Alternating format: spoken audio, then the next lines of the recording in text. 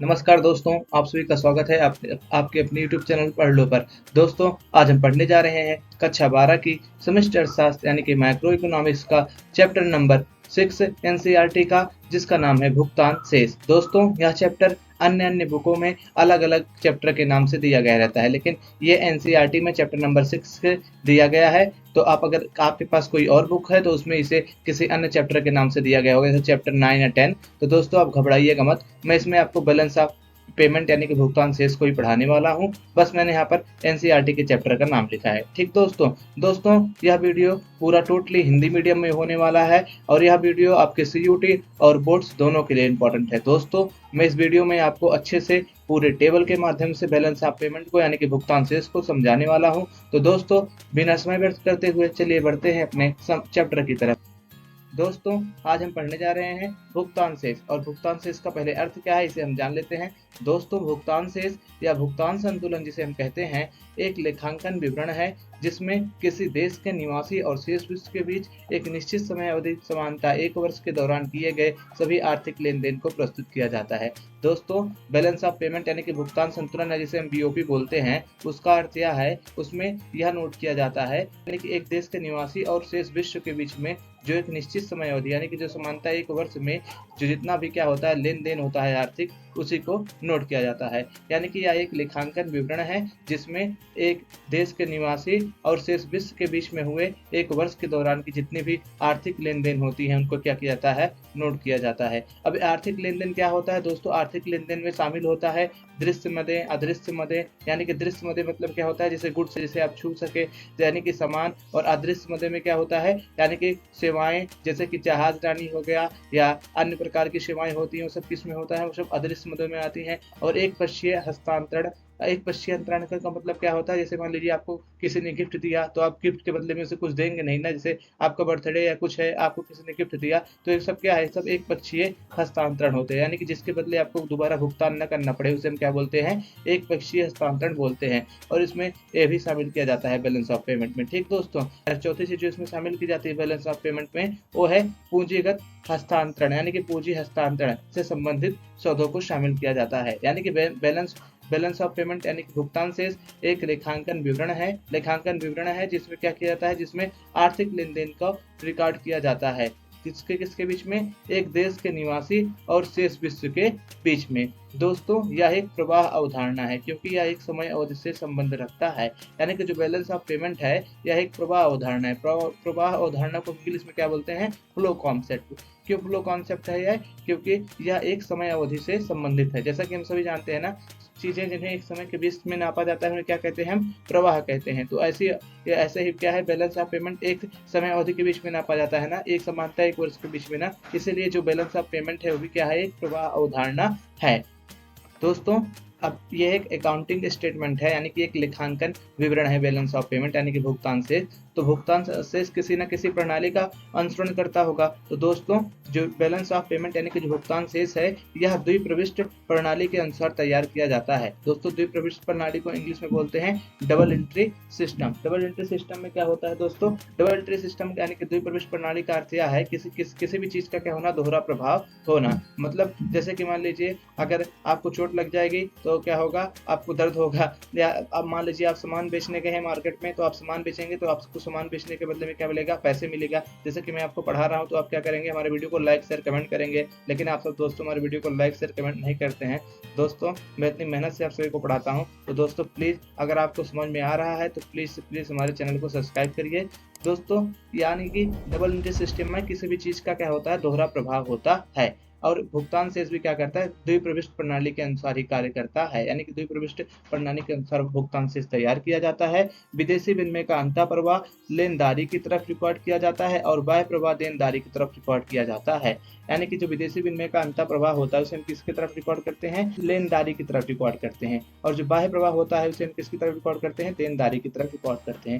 दोस्तों, अब इस सेंटेंस को आपको अच्छे से समझाने के लिए चलिए मैं आपको ले चलता हूँ अपने टेबल की तरफ। तो आइए हम समझते हैं अच्छे से चार्ट के माध्यम से यानी कि टेबल के माध्यम से बैलेंस ऑफ पेमेंट को। जैसा कि दोस्तों मैंने आपको बताया ना कि जो बैलेंस ऑफ पेमेंट है यानी कि जो भुगतान शेष है वो क्या करता है, वो डबल एंट्री सिस्टम का अनुसार तैयार किया जाता है। यानी कि जो भुगतान शेष है वो द्विप्रविष्टि प्रणाली के अनुसार तैयार किया जाता है, यानी कि द्विप्रविष्टि प्रणाली के अनुसार तैयार किया जाता है। इसका अर्थ यह है कि इसके दो साइड होंगे। तो देखिए दोस्तों, इसमें मैंने मान लिया है इसमें इसके दो साइड हैं। एक साइड देखिए दोस्तों ये वाली हो गई और एक साइड ये वाली हो गई, और इसमें हम मान लेते हैं कि ये क्या है, ये हमारा एक साइड जो है ये वाला साइड, इसे हम मान लेते हैं कि हमारे देनदारी मदे यानी कि इसमें रिकॉर्ड की जाएंगे, यानी कि हमारा ये डेबिट साइड है जिसमें हम डेबिट आइटम रिकॉर्ड करेंगे, और ये जो दूसरा साइड है हमारा ये लेनदारी साइड है, यानी कि लेनदारी वाला पक्ष है जिसमें हम क्या करेंगे, सभी लेनदारी मदे यानी कि सभी क्रेडिट आइटम्स क्या करेंगे, रिकॉर्ड करेंगे। दोस्तों हम जो डेबिट साइड होता है उसे हम निकासी यानी कि आउटफ्लो साइड भी बोलते हैं, यानी कि निकासी वाला पक्ष भी बोलते हैं। अब इसे हम आउटफ्लो क्यों बोलते हैं, निकासी क्यों बोलते हैं? निकासी का मतलब यह है दोस्तों, जब भी आपके पास से पैसा बाहर जाएगा, यानी कि जब भी आपके पास से कोई भी पैसा बाहर जाएगा तो क्या होगा, वो इस वाली साइड में क्या किया जाएगा, रिकॉर्ड किया जाएगा। और जो हमारी क्रेडिट साइड होती है जिसको हम लेनदारी मदे बोलते हैं, उसको हम इनफ्लो साइड बोलते हैं। इनफ्लो साइड का मतलब यह होता है जब भी क्या होगा, जब भी बाहर से पैसा आएगा तो क्या किया जाएगा, वो इस वाले साइड में क्या किया जाएगा, रिकॉर्ड किया जाएगा। ठीक दोस्तों। और दोस्तों जो देनदारी वाली मदे होती हैं उनको हम क्या बोलते हैं, नेगेटिव साइड बोलते हैं, और जो लेनदारी वाली मदे होती हैं हम इनको क्या बोलते हैं, इनको हम पॉजिटिव साइड बोलते हैं। ठीक दोस्तों। अब दोस्तों आप पूछेंगे कि इसमें रिकॉर्ड क्या होने वाला है। दोस्तों इसमें रिकॉर्ड होने वाली है 4 चीजें। आप याद कीजिए, आप आर्थिक सौदे जो हमने आपको पिछले भी बताए थे, जो आर्थिक सौदे रिकॉर्ड किए जाते हैं भुगतान से, इसमें सभी क्या किए जाएंगे, इसमें रिकॉर्ड किए जाएंगे। और आर्थिक सौदों में क्या क्या शामिल है, दृश्य मदें, अदृश्य मदें, एक पक्षीय हस्तांतरण और पूंजीगत हस्तांतरण, इन सबको क्या किया जाएगा, इसी भुगतान से साले अकाउंट में क्या किया जाएगा, रिकॉर्ड किया जाएगा। ठीक दोस्तों। अब दोस्तों बात करते हैं कि पैसा बाहर कब जाएगा, यानी कि माइनस कब होगा। माइनस तब होगा जब जनता क्या करेगी, यानी कि जब जनता बाहर से सामान खरीदेगी तो क्या होगा, पैसा बाहर जाएगा। तो यानी कि जब पैसा बाहर जा रहा है तो उसे हम किस में रिकॉर्ड करेंगे, आउटफ्लो वाली साइड में। तो हम यहाँ पर क्या लिखते हैं, इस वाले में पहले में हम यहाँ पर लिखते हैं वस्तुओं का आयात, यानी कि क्या हो रहा है, वस्तुएं बाहर से आ रही हैं तो पैसा क्या होगा, बाहर जाएगा, इसीलिए हम क्या करेंगे, इसे यहाँ पर लिखेंगे वस्तुओं का आयात। ठीक दोस्तों। अगर दोस्तों मान लीजिए जनता सामान बाहर बेचे तो किस तरफ रिकॉर्ड किया जाएगा, यानी कि जब जनता सामान बाहर बेचेगी तो उसे इस तरफ रिकॉर्ड किया जाएगा, यानी कि वस्तुओं का निर्यात करके यहाँ पर उसे क्या किया जाएगा, रिकॉर्ड किया जाएगा। यानी कि इसमें क्या होगा, इनफ्लो होगा। इनफ्लो मतलब क्या होगा, पैसे इसमें आएंगे देश में, तो इसे क्या किया जाएगा, इस साइड रिकॉर्ड किया जाएगा। और दोस्तों इसी को हम बोलते हैं दृश्य मदे। दृश्य मदे का मतलब क्या है, वो वस्तुएं जो क्या हो जाती हैं, जो देखी जा सकती हैं। ठीक दोस्तों, उन्हें क्या बोलते हैं, दृश्य मदे बोलते हैं। यानी कि जिन वस्तुओं का क्या करते हैं, आयात या निर्यात करते हैं, ऐसे ही आइटम को क्या बोलते हैं, दृश्य मदे बोलते हैं। इसे इंग्लिश में बोलते हैं विजुअल आइटम्स। ठीक दोस्तों। यानी कि हमने दृश्य मदों के बारे में जान लिया। अब हम जानते हैं अदृश्य मदों के बारे में। अदृश्य मदों में क्या आती हैं, सेवाएं आती हैं। ठीक दोस्तों, जिन्हें हम क्या कर सकते हैं, देख नहीं सकते हैं। यानी कि ऐसी कोई भी सेवा को हम देख थोड़ी ना सकते हैं। डॉक्टर आपको सेवा दे रहा है, सेवा आप थोड़ी ना देख सकते हैं कि आपको उसने किस प्रकार सेवा दी। ठीक दोस्तों। अब उसे हम जानते हैं उसे किस तरफ रिकॉर्ड किया जाता है। अगर मान लीजिए हमने बाहर से सर्विसेज ली, यानी कि बाहर से अगर हम सेवाएं ली, तो उसे हम क्या करेंगे, इसे आउटफ्लो वाली साइड में यहाँ पर रिकॉर्ड करेंगे। हम यहाँ पर लिखेंगे सेवाओं का आयात, यानी क्या क्या किया हमने, सेवाओं को क्या किया, आयात किया, यानी कि सेवाओं को दूसरे देश से क्या किया, मंगाया या लिया। तो इससे क्या होगा, इसे हम आउटफ्लो वाली साइड में रिकॉर्ड करेंगे। अगर मान लीजिए हमने, हमारे देश की जनता ने दूसरे देश के क्या की, सेवाएं प्रदान की, तो उसे हम क्या करेंगे, उसे हम इनफ्लो वाले साइड में रिकॉर्ड करेंगे, क्योंकि इसमें पैसा आएगा दूसरे देश से। अगर हम सेवा प्रदान करेंगे दूसरे देश को, तो उसे हम यहाँ पर लिख देंगे सेवाओं का निर्यात। ठीक दोस्तों।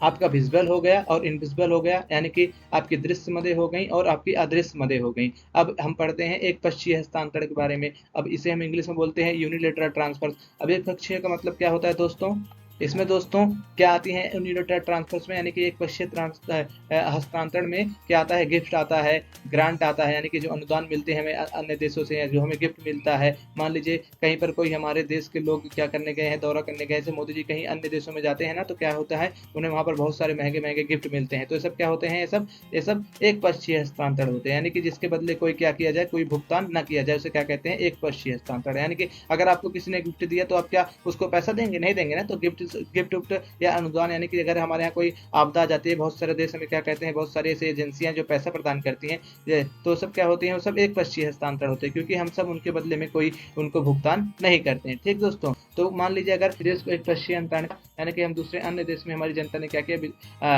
विदेश में एक पक्षीय हस्तांतरण किया, तो हम क्या करेंगे, इसे यहाँ पर विदेश से एक पक्षीय हस्तांतरण के नाम से क्या करेंगे, इसे हम क्या करेंगे, यहाँ पर रिकॉर्ड करेंगे। ठीक है दोस्तों, यानी कि अगर विदेश को एक पक्षीय हस्तांतरण का मतलब ये है कि हमने क्या किया, किसी विदेशी को एक पक्षीय हस्तांतरण यानी कि गिफ्ट, ग्रांट या कुछ प्रदान किया। और विदेश को एक पक्षीय हस्तांतरण का मतलब यह है कि हमें विदेश से क्या हुआ, कुछ एक पक्षीय यानी कि जिसके बदले में हमें कुछ भुगतान नहीं करना है, जैसे कि गिफ्ट, ग्रांट मतलब अनुदान, ये सब प्राप्त हो, तो उसे हम किसमें रिकॉर्ड करेंगे, एक पक्षीय यानी कि विदेश से एक पक्षीय हस्तांतरण की तरफ यहाँ पर रिकॉर्ड करेंगे। यानी कि इसमें क्या हो रहा है, इसमें पैसा हमारे यहाँ आ रहा है, तो इसलिए हम इसमें आगमन यानी कि इनफ्लो साइड में रिकॉर्ड करेंगे। ठीक, तो यानी कि इसमें क्या हो रहा है, इसमें पैसा हमारे यहाँ आ रहा है, तो इसलिए हम इसमें आगमन यानी कि इनफ्लो साइड में रिकॉर्ड करेंगे। ठीक, तो दोस्तों इसके बाद आता है कैपिटल यानी कि पूंजीगत हस्तांतरण। लेकिन उससे पहले दोस्तों हमें छोटी छोटी जो हमें राशियां प्राप्त होती हैं, यानी कि छोटे छोटे जो हमें आय प्राप्त होते हैं, जैसे कि छोटे मोटे किराए जो हमने, मान लीजिए कोई विदेश में अपने घर ले रखा है, या कुछ वहाँ पर खरीद रखा है, या कुछ शेयर को अपने विदेशी कंपनी को आपने क्या किया है, खरीदा है, तो उससे जो आपको पैसे प्राप्त होंगे उसे क्या करेंगे,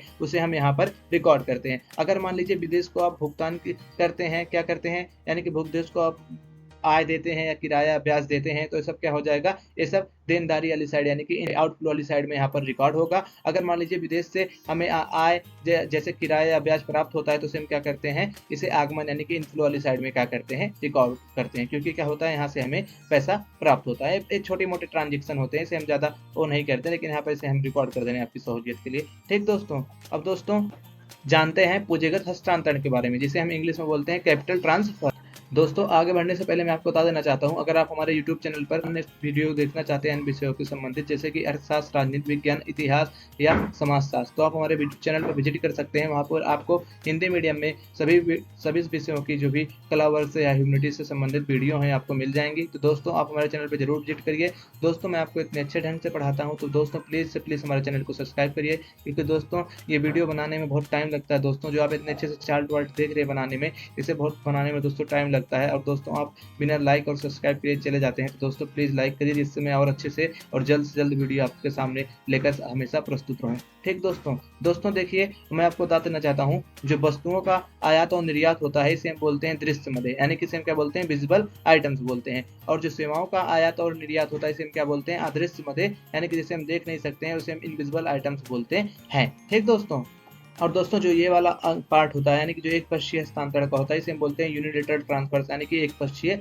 हस्तांतरण बोलते हैं। ठीक दोस्तों, और दोस्तों लास्ट में क्या होता है दोस्तों, इसमें होता है पूंजीगत हस्तांतरण, यानी कि कैपिटल ट्रांसफर्स। ठीक दोस्तों, और जो कैपिटल होते हैं दोस्तों ना, ये इसके खत्म होने के बाद रिकॉर्ड की जाती है, यानी कि जहां पर ये खत्म होता है उसके बाद क्या होती है, उसके नीचे क्या की जाती है, ये सब कैपिटल वाली चीजें क्या की जाती है, रिकॉर्ड की जाती है। यानी कि पूंजीगत जो हस्तांतरण होते हैं उनको हम क्या करते हैं, अदृश्य मदे और एक पक्षीय हस्तांतरण के बाद उसके बाद क्या करते हैं, हम उसे रिकॉर्ड करते हैं। यानी कि देखिए इसके नीचे क्या किया गया है, सब चीजें जो है कैपिटल की हैं। ठीक दोस्तों, अब दोस्तों पूंजीगत प्राप्तियों में हम क्या करते हैं, पूंजीगत हस्तांतरण में हम क्या करते हैं, जिसे हम इंग्लिश में कैपिटल ट्रांसफर बोलते हैं, इसमें हम क्या करते हैं, इसमें हम लेनदारी और देनदारी, यानी कि विदेश से उधार या विदेश से क्या करते हैं, विदेश को उधार को हम क्या करते हैं, इसमें रिकॉर्ड करते हैं। तो दोस्तों अगर हम विदेश से उधार लेते हैं तो क्या करेंगे, हम उसको हम क्या करेंगे, इनफ्लो वाली साइड, आउटफ्लो वाली साइड, यानी कि यहाँ पर रिकॉर्ड करेंगे। अगर मान लीजिए हमने विदेश से उधार लिया, तो हमसे क्या करेंगे, उसे देनदारी वाली मदों में रिकॉर्ड करेंगे, यानी कि हम इसे इस साइड में रिकॉर्ड करेंगे, क्योंकि विदेश से अगर उधार हम लेंगे तो पैसा आएगा। तो हम सब जानते हैं ना, अगर पैसा आ रहा है यानी कि इनफ्लो हो रहा है, आगमन हो रहा है पैसे का, तो उसे हम क्या किधर रिकॉर्ड करते हैं, और लेनदारी वाली मदों की तरफ रिकॉर्ड करते हैं। ठीक दोस्तों, दूसरा क्या होता है हमारे पास पूंजीगत हस्तांतरण में, दूसरा होता है इन्वेस्टमेंट, यानी कि निवेश। अगर आपने मान लीजिए विदेश में कहीं पर निवेश किया, तो उसे आप यहाँ रिकॉर्ड करेंगे, उसे आप निकासी वाली साइड यानी कि आउटफ्लो वाली साइड में रिकॉर्ड करेंगे। अगर मान लिया आपने विदेश में कोई निवेश किया, तो उसे आप यहाँ पर रिकॉर्ड करेंगे, विदेश को निवेश के रूप में। और दोस्तों मैं आपको बता देना चाहता हूँ, अगर आपने कोई ऐसा निवेश बाहर से आपके देश में अगर कोई ऐसा निवेश आता है, तो उसे हम क्या करते हैं, उसे हम आगमन साइड यानी कि इनफ्लो वाली साइड में रिकॉर्ड करते हैं। क्योंकि इसमें क्या होता है, अगर बाहर से हमारे यहाँ निवेश आएगा, तो हमारे यहाँ क्या होगा, पैसे का आगमन होगा, तो उसे हम किस की तरफ रिकॉर्ड करेंगे, लेनदारी वाली मदों की तरफ रिकॉर्ड करेंगे, यानी कि विदेश से निवेश को हम इनफ्लो वाली साइड में क्या करते हैं, रिकॉर्ड करते हैं। दोस्तों मैं आपको बता देना चाहता हूं, जो निवेश होता है दो प्रकार का होता है। पहला तो होता है एफडीआई और दूसरा होता है एफएफआई। दोस्तों एफडीआई में क्या होता है, एफडीआई में हम क्या करते हैं, किसी भी चीज के पूरे स्वामित्व को प्राप्त कर लेते हैं। अगर हम एफडीआई निवेश करते हैं तो उसमें क्या होता है, हम किसी भी वस्तु के पूरे स्वामित्व को क्या कर लेते हैं, पा लेते हैं। और दूसरा होता है FII, ठीक दोस्तों, इसको बोलते हैं फॉरेन इंस्टीट्यूशनल इन्वेस्टमेंट, ठीक दोस्तों। और FDI को हम बोलते हैं फॉरेन डायरेक्ट इन्वेस्टमेंट। हम फॉरेन डायरेक्ट इन्वेस्टमेंट में क्या करते हैं, हम किसी चीज़ को पूरा का पूरा खरीद लेते हैं। लेकिन FII में हम क्या करते हैं, यानी कि फॉरेन इंस्टीट्यूशनल इन्वेस्टमेंट में हम क्या करते हैं, इसमें हम किसी चीज़ के शेयर को खरीदते हैं, यानी कि उसमें हमें पूरा मालिकाना हक नहीं मिलता है, थोड़ा सा हक मिलता है, तो इसे हम क्या बोलते हैं, FFI बोलते हैं, यानी कि फॉरेन इंस्टीट्यूशनल इन्वेस्टमेंट, ठीक दोस्तों। दोस्तों पूंजीगत हस्तांतरण यानी कि कैपिटल ट्रांसफर में हम विदेश को उधार और विदेश से उधार और विदेश को निवेश और विदेश से निवेश के बाद एक दूसरे तत्व को समाहित करते हैं, यानी कि इन दोनों के बाद इसके और इसके बाद इन दोनों के बाद हम एक तीसरे चीज को इसमें समाहित करते हैं, जिसको हम कहते हैं विदेशी कोष में परिवर्तन, जिसमें हम क्या देखते हैं, addition to foreign exchange reserve, यानी कि विदेशी विनिमय कोष में वृद्धि, और drawal from foreign exchange reserve, यानी कि विदेशी विनिमय कोष में से निकासी। दोस्तों अब आप सोच रहे होंगे कि विदेशी विनिमय कोष में वृद्धि और विदेशी विनिमय कोष में निकासी, इसका मतलब क्या होता है। तो दोस्तों उसको समझने से पहले हमें यहाँ तक समझना होगा, यानी कि जहाँ तक हमने अभी पूरा पढ़ा इस चीज़ों को हमें क्या करना पड़ेगा, समझना पड़ेगा यहाँ तक, तभी हम क्या करेंगे, उस विदेशी विनिमय कोष में जो परिवर्तन होता है, जिसे अंग्रेजी में हम change in foreign exchange reserve बोलते हैं, उसको हम समझ पाएंगे। तो दोस्तों उसको समझने के लिए आओ जरा पहले हम यहाँ तक चीज़ें समझ लें। अब देखो यहाँ पर मैंने पूरे के पूरे व्यापार कोष के घटक लिखे हैं, यानी कि आप देखेंगे तो मैंने यहाँ पर क्या किया, आपके लिए व्यापार कोष के जितने घटक होते हैं व्यापार शेष के, उनको मैंने क्या किया, आपके लिए लिखा है। देखिए यहाँ पर मैंने दृश्य मदे, अदृश्य मदे, एक पक्षीय हस्तांतरण, पूंजीगत हस्तांतरण, सबको क्या किया है, लिखा है, ठीक दोस्तों। पूंजीगत हस्तांतरण में मैंने आपको दो मेन पार्ट बताया ना, पहला क्या बताया, विदेश से उधार है विदेश को उधार, और दूसरा मैंने इस बताया कि विदेश को निवेश और विदेश से निवेश, ठीक दोस्तों। दोस्तों अब समझो, ये जो सबसे पहला वाला है, यानी कि जो इसमें मैंने सबसे पहला वाला लिखवाया है, यानी कि जो दृश्य मदों वाला सिर्फ बात है, यानी कि हम इसमें सिर्फ देखेंगे अब जो दृश्य मदों का हमने बात की थी पहले, यानी कि जो विजुअल आइटम्स है उनके बारे में देखेंगे, यानी कि जो ये वस्तुओं का आयात और जो वस्तुओं का निर्यात है, यानी कि हम सिर्फ वस्तुओं के आयात और वस्तुओं के निर्यात में अंतर को देखें तो इसे हम बोलते हैं व्यापार शेष या व्यापार संतुलन, यानी कि इंग्लिश में से बोलेंगे बैलेंस ऑफ ट्रेड। यानी कि जो ये पहला वाला है वस्तुओं का व्यापार जो जिसकी हम बात कर रहे हैं, यानी कि दृश्य मदों की, यानी कि जो अगर हम वस्तुओं के आयात और वस्तुओं के निर्यात को अगर हम परिभाषित करना चाहें तो इसको हम क्या कहेंगे, व्यापार शेष या व्यापार संतुलन, ठीक दोस्तों। यानी कि इसका मतलब ये होगा, मान लीजिए हमने क्या किया, हमने 300 का आयात किया, ठीक दोस्तों। देखिए यहाँ पर 300 लिखा है ना, मान लीजिए हमने 300 का क्या किया, आयात किया तो ये क्या है, ये ऋणात्मक साइड है, यानी कि ये क्या है, ये ऋणात्मक साइड है जो हमने आयात किया। तो आप यहाँ पर देख सकते हैं ऋण लगा हुआ है, तो जो हमने आयात किया यहाँ पर 300 से लिख दिया, ठीक। और वहीं पर मान लीजिए हमने वस्तुओं का जो निर्यात किया और 400 की वस्तुओं का क्या किया, हमने निर्यात किया। तो दोस्तों अब जो 300 है क्या है, निगेटिव साइड है, और जो 400 है क्या है, पॉजिटिव साइड है। तो अगर हम 300 और क्या करेंगे, और 400 को अगर हम क्या करेंगे, आपस में घटाएंगे तो हमें कितना प्राप्त होगा, तो हमें 100 प्राप्त होगा। यानी कि क्या है, जो हमारा व्यापार शेष है, यानी कि जो हमारा व्यापार संतुलन है, जिसे हम अंग्रेजी में बैलेंस ऑफ ट्रेड बोलते हैं, वो कितना है, 100 है, ठीक दोस्तों। और 100 कितने, वो भी 100 कितना है, वो पॉजिटिव में है, यानी कि ये क्या है, हमारा अतिरेक है। मतलब हमारा जो व्यापार शेष है क्या है, ये अतिरेक है, जिसको हम इंग्लिश में बोलते हैं सरप्लस BOT, यानी कि यहाँ पर हमारा व्यापार जो शेष है, जो व्यापार संतुलन है, वो क्या है, अतिरेक व्यापार शेष व्यापार संतुलन है। तो दोस्तों आप जान गए ना, जो वस्तुओं का आयात और निर्यात का अंतर होता है उसे हम क्या बोलते हैं, बैलेंस ऑफ ट्रेड, या हिंदी में उसे हम व्यापार शेष या व्यापार संतुलन बोलते हैं। सिर्फ इसमें बैलेंस ऑफ ट्रेड में या व्यापार संतुलन में सिर्फ वस्तुओं के आयात और निर्यात को शामिल किया जाता है। और दोस्तों मैं आपको बता देना चाहता हूँ, जो बैलेंस ऑफ ट्रेड है, यानी कि जो वस्तुओं का आयात और निर्यात में अंतर है, वो 3 प्रकार का होता है। यानी कि जो व्यापार शेष है, व्यापार शेष में संतुलन देखेंगे हम तो 3 प्रकार का होता है व्यापार शेष। देखिए यहाँ पर हम देखते हैं, पहला होता है अतिरेक BOT, यानी कि पहला होता है क्या है, अतिरेक व्यापार शेष। इसमें क्या होता है, इसमें जो निर्यात होता है वो क्या होता है, वो ज़्यादा होता है, और आयात क्या होता है, वो कम होता है। यानी कि जब अगर मान लीजिए आपने 400 रुपये का क्या किया, निर्यात किया, और 300 रुपये का आयात किया, तो इसमें क्या होगा, आपको 100 रुपये एक्स्ट्रा प्राप्त होंगे। यानी कि आप यहाँ पर क्या है, जो व्यापार शेष है क्या है, ये अतिरेक है, क्योंकि यहाँ पर आपको पॉजिटिव 100 प्राप्त हो रहे हैं, ठीक दोस्तों। तो क्या है, ये व्यापार शेष में अतिरेक है। वहीं पर अगर मान लीजिए आपने क्या किया, 400 का निर्यात किया और 400 का ही आयात किया, तो क्या होगा, व्यापार शेष रहेगा वो क्या रहेगा, संतुलित रहेगा। यानी कि जो आपका BOT होगा वो क्या रहेगा, वो संतुलित BOT रहेगा। अगर वहीं पर मान लीजिए आपने क्या किया, आपने मतलब ज्यादा वस्तुओं का आयात कर लिया और निर्यात कम वस्तुओं का किया। उदाहरण स्वरूप आप मान लीजिए, अगर आपने क्या किया, अगर आपने 300 रुपए का निर्यात किया, ठीक, यहाँ पर आप देखिए, यहाँ पर लिखा है ना, अगर आपने 300 रुपए का निर्यात किया और 400 रुपए का आयात किया, तो ऐसे में क्या होगा, आपका जो व्यापार व्यापार से होगा वो क्या होगा, घाटे का होगा। क्यों? क्योंकि आपको यहाँ पर 100 रुपए का क्या होगा, माइनस बैलेंस प्राप्त होगा, यानी कि 100 रुपए का यहाँ पर आपको माइनस शेष प्राप्त होगा। ठीक दोस्तों, तो इसे क्या बोलेंगे, घाटे का बीओटी बोलेंगे। यहाँ की यानी कि व्यापार शेष जो होता है, यानी कि जो बीओटी होता है, 3 प्रकार का होता है। पहला होता है अतिरेक बीओटी। अतिरेक बीओटी में क्या होता है, जब हमारा आयात कम होता है और निर्यात ज्यादा होता है तो अतिरेक बीओटी होता है। और संतुलित बीओटी होता है जब हमारा आयात और निर्यात दोनों क्या होता है, बराबर होता है, तो इसमें क्या होता है, हमारा संतुलित बीओटी होता है, यानी कि इसमें शेष कुछ नहीं बचता है, हम सबका व्यापार एकदम बराबर रहता है, तो इसे हम बोलते हैं संतुलित बीओटी। वहीं घाटे का बीओटी का मतलब यह होता है, जब आप ज्यादा चीजें क्या कर रहे हैं, आयात कर रहे हैं, ज्यादा वस्तुओं का आयात कर रहे हैं और निर्यात क्या कर रहे हैं, कम कर रहे हैं, तो इसमें क्या होता है, घाटे का बीओटी होता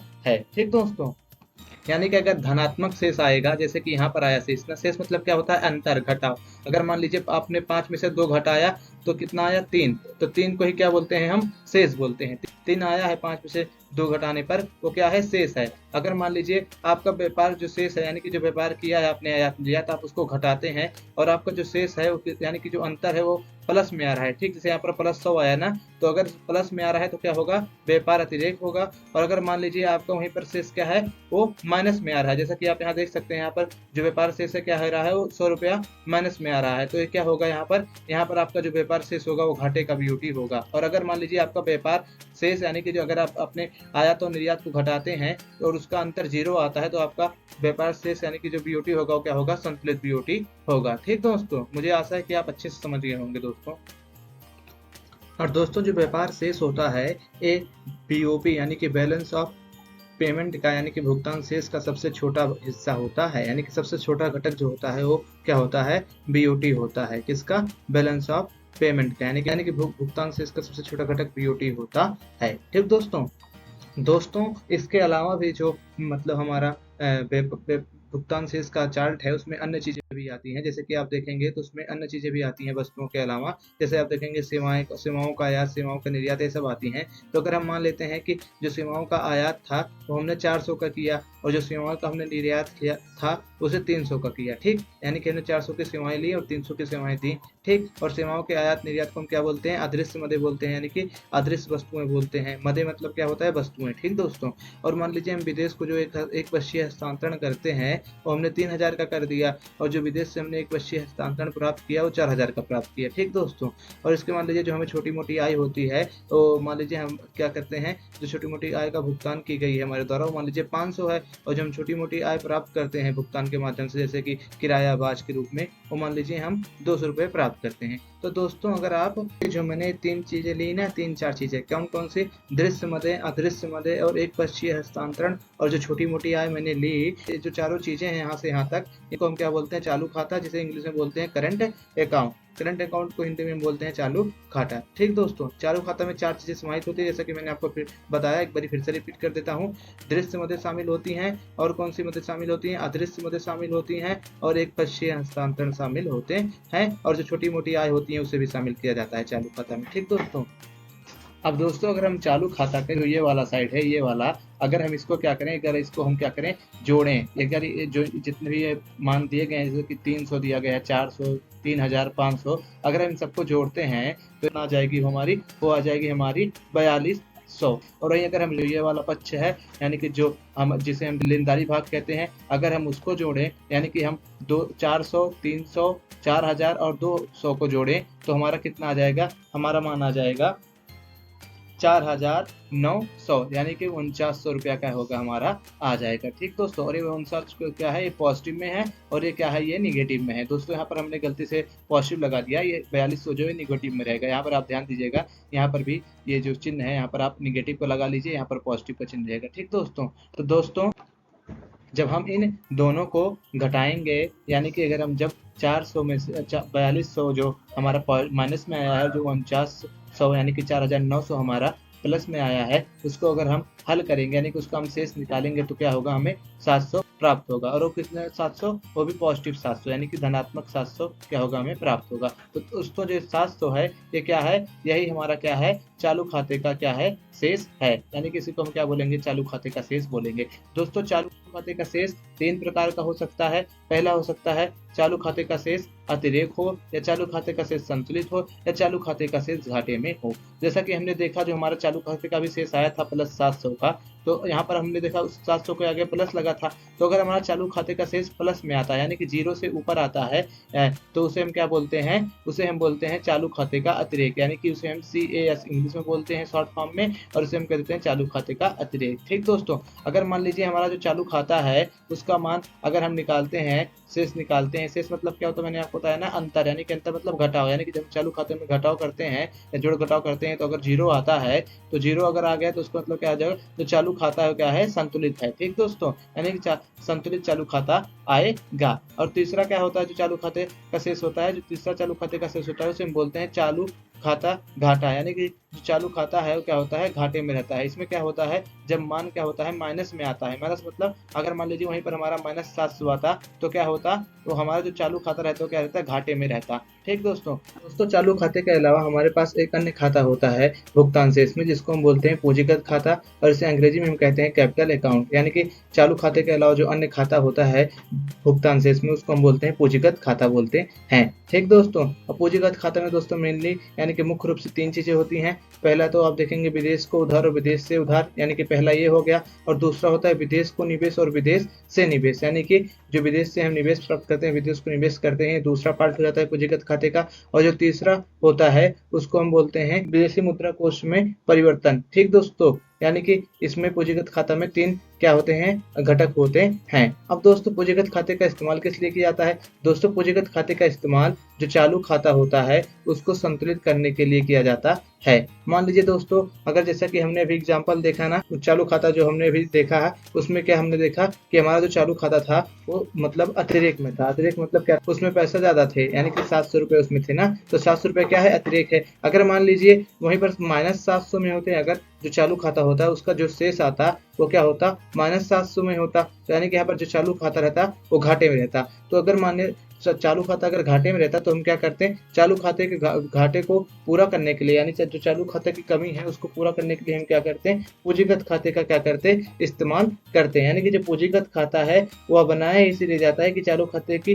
कमी को क्या किया जा सके, पूरा किया जा सके। अब जैसे अगर मान लीजिए कि चालू खाता घाटे में है तो आप क्या करेंगे, अब हम क्या करेंगे, अब हम विदेश से उधार लेंगे, यानी कि विदेश से क्या करेंगे, हम उधार लेंगे, यानी कि हम विदेश से रुपए उधार लेकर क्या करेंगे, चालू खाते की जो मतलब घाटे की स्थिति है उसको हम संतुलित करने का प्रयास करेंगे। ठीक दोस्तों, अगर मान लीजिए हमें विदेश से उधार नहीं मिलता तो हम क्या करेंगे, तो हम करेंगे दूसरा काम, विदेश से क्या करेंगे, विदेश से हम निवेश मांगेंगे। यानी कि पहला हम क्या करेंगे, पहला हम विदेश से उधार लेंगे अगर हमारे पास क्या है, चालू खाते का घाटा है। अगर हमें उधार नहीं मिलता है तो क्या करते हैं, विदेश से निवेश मांगते हैं। तो इससे क्या होता है, इससे चालू खाते को हम क्या करते हैं, संतुलित करते हैं। और जो तीसरा उपाय होता है उसको हम क्या करते हैं, विदेशी मुद्रा कोष होता है उसमें क्या, उससे क्या करते हैं, निकासी करते हैं। उसको हम अभी थोड़ा आपको बाद में समझाता हूँ, लेकिन इसको आप दोनों जान लीजिए। ठीक, क्या करेंगे, अगर हमारा निगेटिव में है चालू खाता तो हम क्या करेंगे, हम पहले विदेश से उधार मांगेंगे या विदेश से हम क्या करेंगे, निवेश मांगेंगे। ठीक दोस्तों, अगर मान लीजिए वहीं पर अगर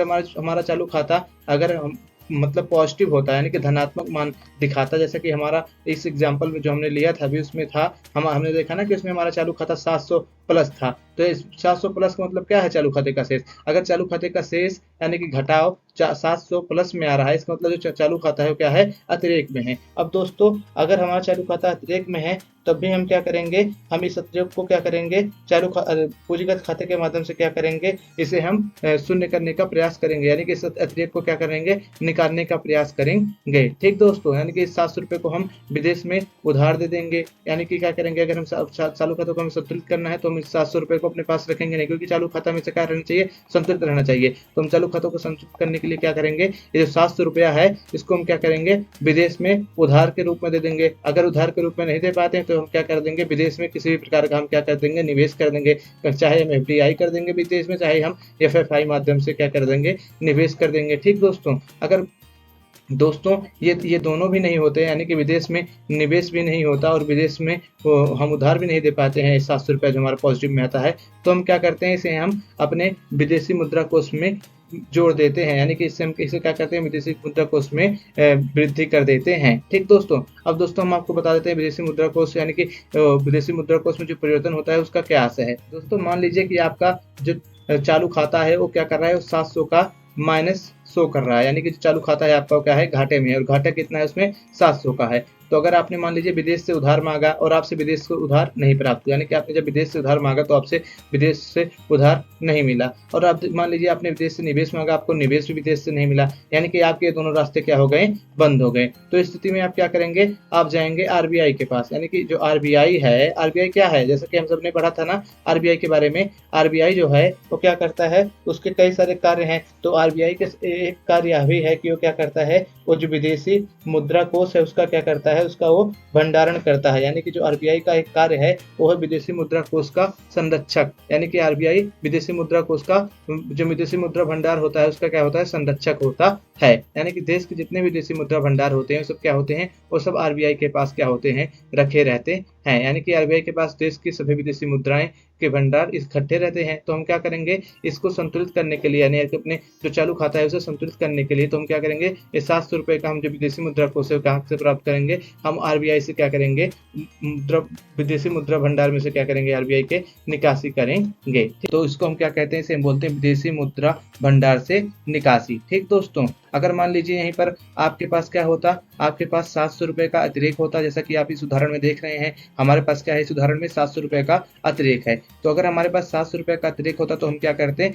हम इस 700 रुपये को क्या करते हैं, अगर हम विदेश को उधार भी नहीं दे पाते, विदेश को निवेश भी नहीं कर पाते, तो इसे हम क्या करते हैं, विदेशी मुद्रा कोष में क्या कर देते हैं, जोड़ देते हैं, यानी कि इससे क्या होता है, विदेशी मुद्रा कोष में वृद्धि हो जाती। ठीक दोस्तों, समझ गए। यानी कि चालू खाता को संतुलित करने के लिए क्या किया जाता है, पूंजीगत खाते का इस्तेमाल किया जाता है। और जो पूंजीगत खाता है, अगर विदेश से उधार न मिले और विदेश से निवेश न मिले, या हम विदेश को उधार न दे पाए और विदेश को निवेश न दे पाए, तो हम क्या करते हैं, आरबीआई का प्रयोग करके चालू खाते को क्या करते हैं, संतुलित करते हैं। यानी कि आरबीआई क्या करता है, चालू खाते को संतुलित करने में सबसे अंत में क्या किया जाता है, इस्तेमाल किया जाता है। ठीक दोस्तों विदेशी मुद्रा कोष में परिवर्तन के बाद ये जो हमारा जो बीओपी का यानी कि भुगतान शेष का जो अकाउंट होता है, यहीं पर क्या होता है, बंद हो जाता है। यानी कि क्या होता है, यहीं तक हमारा जो बीओपी होता है यानी कि भुगतान शेष होता है वहीं तक बनता ही है, यानी कि भुगतान शेष का खाता यहीं तक ही होता है। भुगतान शेष का खाता विदेशी मुद्रा भंडार से निकासी, विदेशी मुद्रा भंडार में वृद्धि के बाद क्या हो जाता है, बंद हो जाता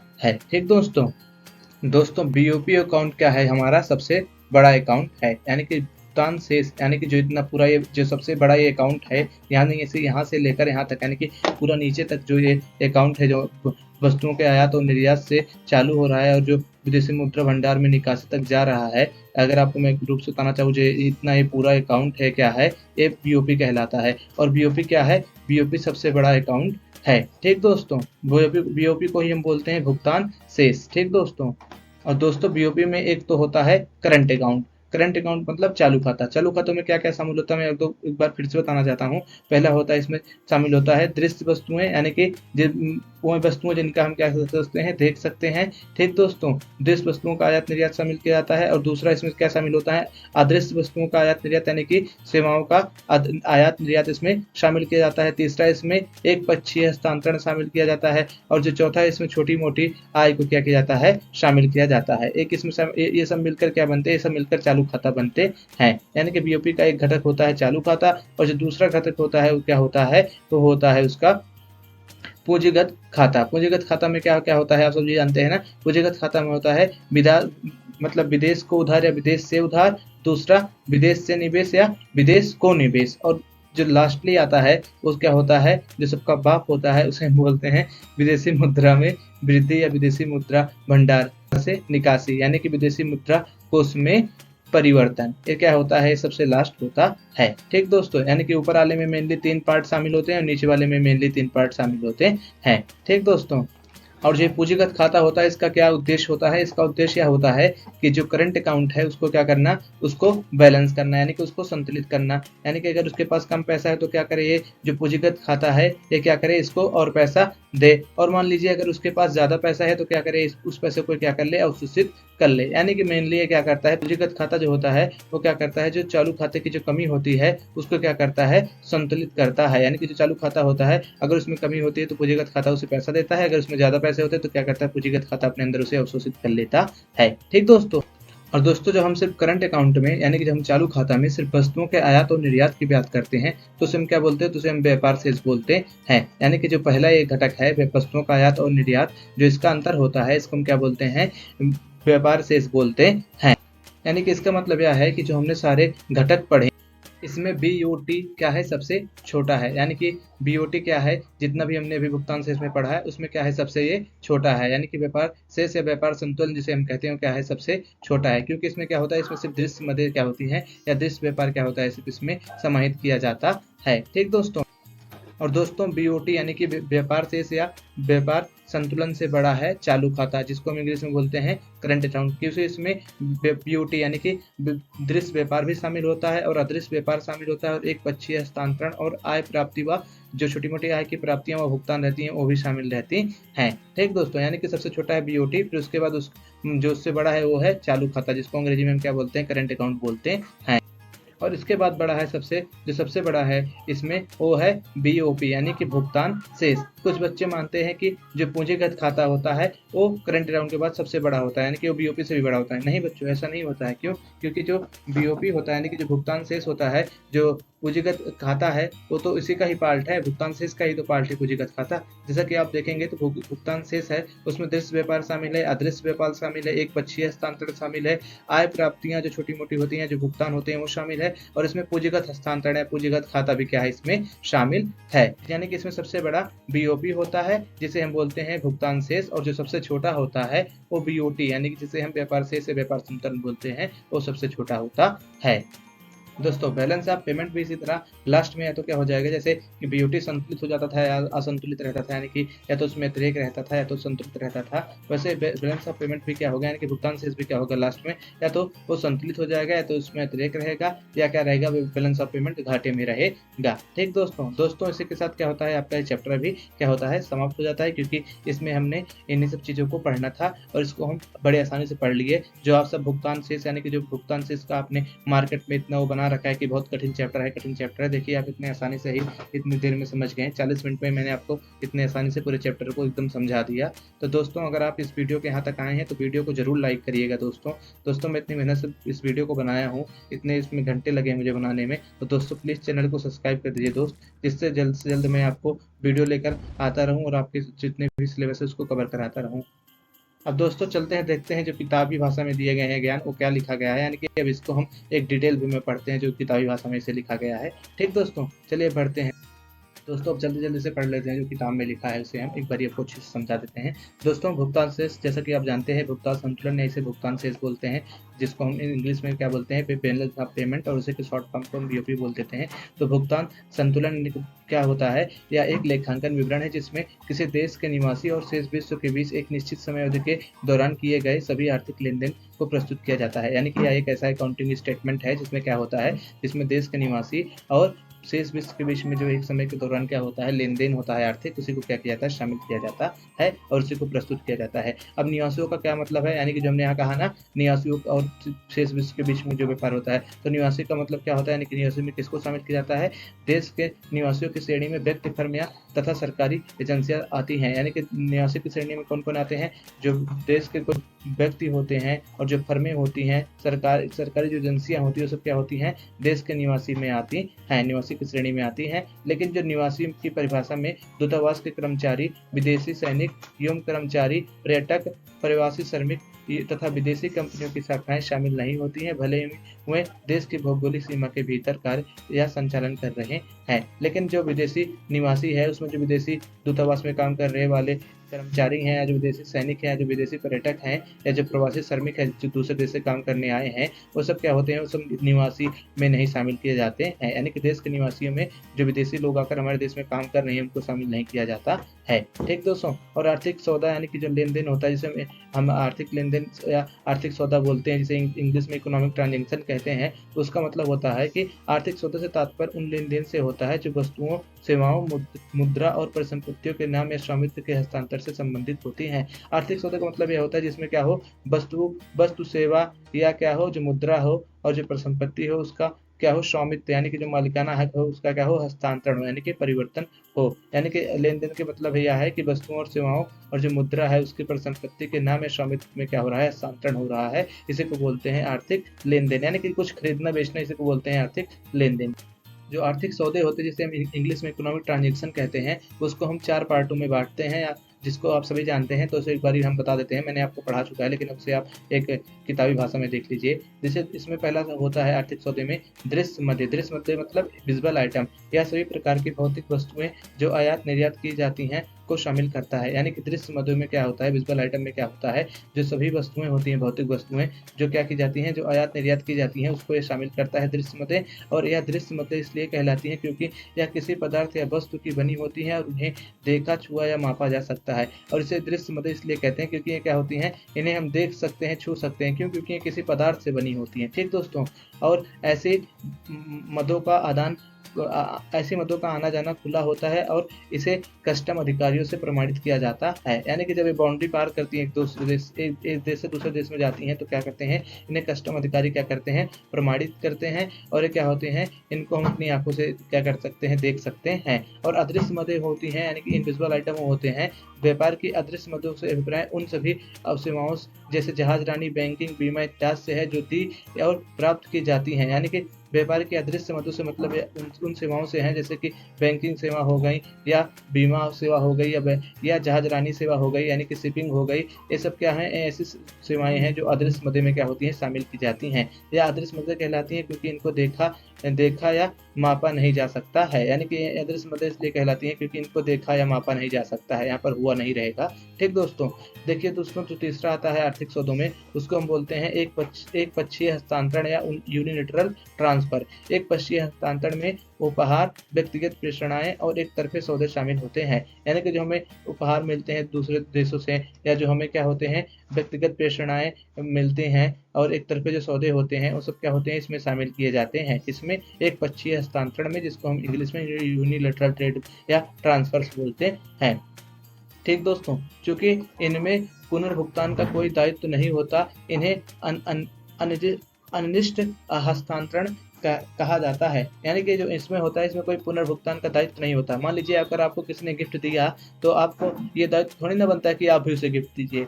ठीक, माने कि अगर आपको किसी ने गिफ्ट दिया तो उसके बदले में आपका कोई दायित्व नहीं बनता है। तो इसीलिए क्या किया जाता है, इसको हम क्या कहते हैं, अनिष्ट हस्तांतरण बोलते हैं। यानी कि अनरिक्वायर्ड क्या ट्रांसफर बोलते हैं। ठीक दोस्तों, यानी कि इसके बदले हमें भुगतान नहीं करना होता है। अब आगे देखते हैं जो चौथा है, जिसको हम बोलते हैं पूंजीगत हस्तांतरण या कैपिटल ट्रांसफर। जो पूंजीगत हस्तांतरण है या कैपिटल ट्रांसफर है, इसका संबंध पूंजी प्राप्त यानी कि उधार या परिसंपत्तियों की बिक्री के माध्यम से और पूंजी भुगतान यानी कि पूंजीगत भुगतान या परिसंपत्तियों के अधिग्रहण के माध्यम से होता है। जैसा कि हम क्या जानते हैं, जो पूंजीगत ट्रांसफर होता है, जैसा कि हमने देखा था ना, इसमें क्या क्या शामिल किया जाता है पूंजीगत ट्रांसफर में। इसमें हम शामिल करते हैं उधार, निवेश, या क्या होता है, इसमें हम आरबीआई का जो मतलब लेन देन होता है, जो आरबीआई की कोष में परिवर्तन होता है, उसको क्या करते हैं, हम इसमें शामिल करते हैं। क्योंकि पूंजीगत हस्तांतरण है, इसमें क्या होता है, इसमें देश की संपत्ति या व्यक्ति की संपत्ति में क्या होता है, बढ़ोतरी या कमी होती है, इसलिए क्या बोलते हैं, इसे पूंजीगत हस्तांतरण बोलते हैं। ठीक दोस्तों, देखिए दोस्तों, भुगतान से इसकी संरचना यानी कि भुगतान से इसमें क्या क्या चीजें शामिल होती हैं, उसके कौन कौन से घटक हैं, उसको देख लेते हैं एक बारी हम। Structure of the balance of payment. देखिए दोस्तों, शेष विश्व के साथ हुए सौदों को रिकॉर्ड करने के लिए भुगतान शेष लेखांकन की द्विप्रविष्ट प्रणाली यानी कि डबल एंट्री सिस्टम का इस्तेमाल करता है। यानी कि जो हमारे विश्व के साथ सौदे होते हैं उसको रिकॉर्ड करने के लिए जो बीओपी होता है, जिसको हम हिंदी में भुगतान शेष बोलते हैं, वो लेखांकन की द्विप्रविष्टि प्रणाली यानी कि डबल एंट्री सिस्टम का इस्तेमाल करता है। डबल एंट्री सिस्टम का मतलब क्या है? किसी भी चीज़ का दोहरा प्रभाव होना। जैसे कि मैं आपको पढ़ा रहा हूँ तो आप क्या करेंगे, मेरे चैनल को सब्सक्राइब करेंगे, और जैसे कि अगर आप कोई चीज़ मान लीजिए बेच रहे हैं तो उसमें क्या होगा, आपको पैसा प्राप्त होगा, यानी कि दोहरा प्रभाव है ना, यानी कि आप कोई क्रिया कर रहे हैं उसके बदले प्रतिक्रिया मिल रही है, तो इसको क्या बोलते हैं? डबल एंट्री सिस्टम बोलते हैं। ठीक दोस्तों। दूसरे व्यापार खातों की भांति बीओपी खाते में भी दो भाग होते हैं, यानी कि जैसे अन्य व्यापार खातों में दो भाग होते हैं, वैसे क्या होता है बीओपी में भी दो भागे होते हैं। पहला क्या होता है? पहला होता है लेनदारी भाग, या जिसे हम क्रेडिट साइड बोलते हैं। इसमें क्या होता है? इसमें विदेशी विनिमय से सभी अंतः प्रवाह या स्रोत लेनदारी भाग में रिकॉर्ड होता है, यानी कि जो विदेशी विनिमय के सभी अंतः प्रवाह या लेनदारी जो स्रोत होते हैं किसमें रिकॉर्ड किए जाते हैं? वो सब किसमें रिकॉर्ड किए जाते हैं? सब लेनदारी भाग में रिकॉर्ड किए जाते हैं। यानी कि अगर विदेश से कोई भी पैसा आएगा तो उसको किसमें रिकॉर्ड किया जाएगा? उसे हम लेनदारी भाग या जो क्रेडिट साइड होता है उसमें क्या करते हैं? रिकॉर्ड करते हैं। और जो दूसरा होता है बीओपी का घटक, यानी कि जो बीओपी खाते का जो दूसरा भाग होता है वो होता है देनदारी भाग, यानी कि जिसे हम डेबिट साइड बोलते हैं। तो इसमें क्या होता है? इसमें विदेशी विनिमय के सभी बाह्य प्रवाह या उपभोग देनदारी भाग में रिकॉर्ड होते हैं, यानी कि इसमें क्या होता है? इसमें जितने भी बाह्य प्रवाह यानी कि जितने भी पैसे हमारे क्या होते हैं देश से बाहर जाते हैं उसको रिकॉर्ड किया जाता है। तो दोस्तों मैं आपको एक क्वेश्चन देता हूँ, आप बताइए लेनदारी भाग या देनदारी भाग में से किसको धनात्मक मतलब भाग या धनात्मक साइड कहते हैं? अगर आपको पता है इसका उत्तर तो आप कमेंट में जरूर लिखिएगा। अब आगे देखते हैं दोस्तों। देखिए दोस्तों, लेखांकन की दृष्टि से बीओपी हमेशा संतुलन में रहता है, क्योंकि इसे दोहरी लेखांकन प्रणाली या द्विप्रविष्टि प्रणाली के आधार पर तैयार किया जाता है। यानी कि जो बीओपी रहता है वो लेखांकन की दृष्टि से क्या रहता है? हमेशा क्या रहता है? संतुलित रहता है। क्यों? क्योंकि यह द्विप्रविष्टि प्रणाली के आधार पर क्या किया जाता है? तैयार किया जाता है। तो इसे आप याद रखिएगा, एमसीक्यू में पूछा जा सकता है कि लेखांकन की दृष्टि से बीओपी हमेशा संतुलित रहता है या नहीं। तो इसे आप हमेशा याद रखिएगा कि बीओपी लेखांकन की दृष्टि से क्या रहता है? हमेशा संतुलित रहता है। क्यों? क्योंकि ये द्विप्रविष्टि प्रणाली के आधार पर तैयार किया जाता है। परंतु आर्थिक दृष्टि से बीओपी का हमेशा बराबर होना आवश्यक नहीं है। इसका अर्थ यह है कि बीओपी निम्न प्रकार का हो सकता है, लेकिन अगर हम वास्तविक या आर्थिक दृष्टि से देखेंगे तो बीओपी हमेशा बराबर नहीं होता है। बीओपी में हम कोई देखते हैं संतुलित बीओपी होता है, कभी अतिरेक बीओपी होता है, कभी घाटे का बीओपी होता है। यानी कि बीओपी के निम्न प्रकार, यानी कि जो बीओपी होता है निम्न प्रकार का हो सकता है। पहला संतुलित बीओपी। अब संतुलित बीओपी क्या होता है? बीओपी संतुलित होता है जब विदेशी विनिमय की प्राप्तियां विदेशी विनिमय के भुगतान के बराबर होती हैं। यानी कि अगर विदेशी विनिमय जितना हमें प्राप्त हो रहा है और हम उसको उतना ही भुगतान कर रहे हैं तो क्या होता है? तो जो हमारा बीओपी होता है वो क्या होता है? संतुलित होता है। ठीक दोस्तों, यानी कि जितना अगर आप पा रहे हैं और उतना ही दे रहे हैं तो क्या होगा? ये तो संतुलित होगा, यानी कि बराबर होगा ना। तो इसे हम क्या बोलते हैं? संतुलित बीओपी या संतुलित भुगतान शेष बोलते हैं। अगर मान लीजिए बीओपी में अतिरेक है, यानी कि जब मान लीजिए विदेशी विनिमय की प्राप्तियां विदेशी विनिमय से के भुगतान से अधिक हो रही हैं तो क्या होता है? तो विदेशी जो बीओपी होता है उसमें अतिरेक होता है। यानी कि अगर आप विदेशी विनिमय की जो प्राप्तियां कर रहे हैं वो भुगतान से क्या कर रहे हैं? अधिक कर रहे हैं, तो क्या होगा? जो विदेशी भुगतान यानी कि जो भुगतान शेष होगा जिसको हम बीओपी बोलते हैं क्या होगा? वो अतिरेक होगा, यानी कि उस समय अतिरेक बीओपी की स्थिति होगी। और जो घाटे का बीओपी होता है उसमें क्या होता है? बीओपी घाटे में होता है जब विदेशी विनिमय की प्राप्तियां विदेशी विनिमय के भुगतान से कम होती है। यानी कि अगर हम विदेशी विनिमय कम प्राप्त करें और विदेशी विनिमय का ज़्यादा भुगतान करें तो क्या होगा? जो हमारा बीओपी होगा यानी कि जो हमारा भुगतान शेष होगा वो क्या होगा? घाटे में होगा। यानी कि भुगतान शेष की 3 स्थितियां होती हैं। पहला संतुलित बीओपी, दूसरा अतिरिक्त बीओपी और तीसरा घाटे का बीओपी। ठीक दोस्तों इसके अलावा जो होता है व्यापार शेष, उसका अर्थ क्या होता है? यानी कि meaning of the balance of trade, जैसे मैंने आपको पढ़ाया था। देखिए दोस्तों, जो व्यापार शेष होता है इससे अभिप्राय दृश्य मदों यानी कि वस्तुओं के निर्यात और आयात की राशि के बीच के अंतर से होता है। यानी कि जो वस्तुओं का आयात और निर्यात होता है उसके बीच की जो राशि का अंतर होता है उसको हम क्या कहते हैं? व्यापार शेष बोलते हैं। व्यापार शेष का जो फार्मूला है वो है आपको दिया गया है, वस्तुओं का निर्यात, और यहाँ पर माइनस रहेगा, मैंने लगाना भूल गया है, माइनस वस्तुओं का आयात, यानी कि वस्तुओं का आयात माइनस वस्तुओं का निर्यात। ये क्या है? ये व्यापार शेष का क्या है? फार्मूला होता है, और इसी को हम क्या बोलते हैं? व्यापार शेष बोलते हैं। यानी कि अगर कितना सामान आप बाहर बेच रहे हैं और कितना सामान आप बाहर से खरीद रहे हैं विदेश से, अगर आप उसको घटाएंगे तो क्या हो जाएगा? वो व्यापार शेष प्राप्त होगा। ठीक दोस्तों, बीओपी खाते में निर्यात को लेनदेनी धनात्मक मद के रूप में रिकॉर्ड किया जाता है। यानी कि अगर बीओपी खाते में हम क्या करते हैं, निर्यात करते हैं, तो उसको हम क्या करेंगे, जो धनात्मक साइड होती है जिसको हम लेनदारी वाली मदें बोलते हैं, उसकी तरफ क्या करते हैं, रिकॉर्ड करते हैं। अगर वहीं हम जब बीओपी आयात करते हैं वस्तुओं का,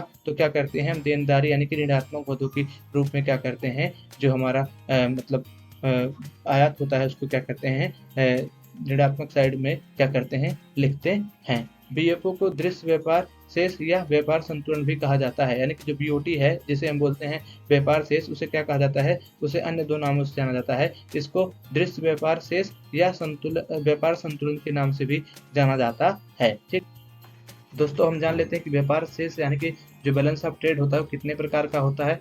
दोस्तों, जो व्यापार शेष है वो अपने आप में संतुलित करने की आवश्यकता नहीं है। यानी कि व्यापार शेष को अपने आप में संतुलित करने की आवश्यकता नहीं होता है, क्योंकि हो सकता है कि वस्तुओं का निर्यात क्या हो और आयात जो है वो हमेशा बराबर ना रहे, क्योंकि वस्तु का आयात और निर्यात कम ज़्यादा हो सकता है।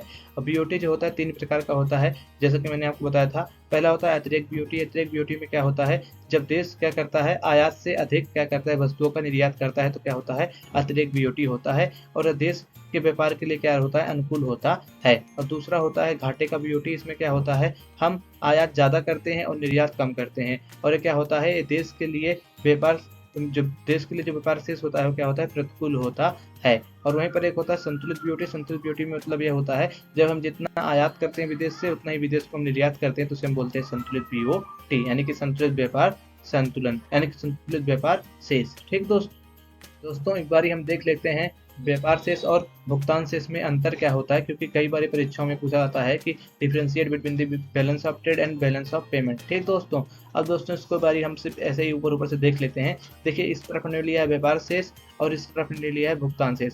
अब देखिए दोस्तों, जो व्यापार शेष होता है इसका अर्थ है व्यापार शेष से अठारह दृश्य मदों के निर्यात और आयात की राशि में अंतर से है। यानी कि पहला तो अंतर जो है वो व्यापार शेष के अर्थ में ही है। जो व्यापार शेष है उसका अर्थ क्या होता है कि जो दृश्य मदें हैं उनके आयात और निर्यात में जो अंतर है उसी को हम क्या कहते हैं, व्यापार शेष या बीओटी बोलते हैं। लेकिन जो भुगतान शेष होता है उसका मतलब यह होता है कि यह एक लेखांकन विवरण है जो दी गई समय अवधि में देश के निवासियों और शेष विश्व के बीच में आर्थिक लेन देन के क्रमबद्ध रिकॉर्ड को प्रदान करता है। यानी क्या है, यह एक लेखांकन विवरण है जिसमें क्या पता चलता है, एक देश के निवासी और जो देश के बाहर के यानी कि विदेश है उससे जो आर्थिक लेन देन होता है देश के निवासियों को, उसमें क्या किया जाता है, क्रमबद्ध रिकॉर्ड उसका बनाया जाता है, उसी को बोलते हैं भुगतान शेष।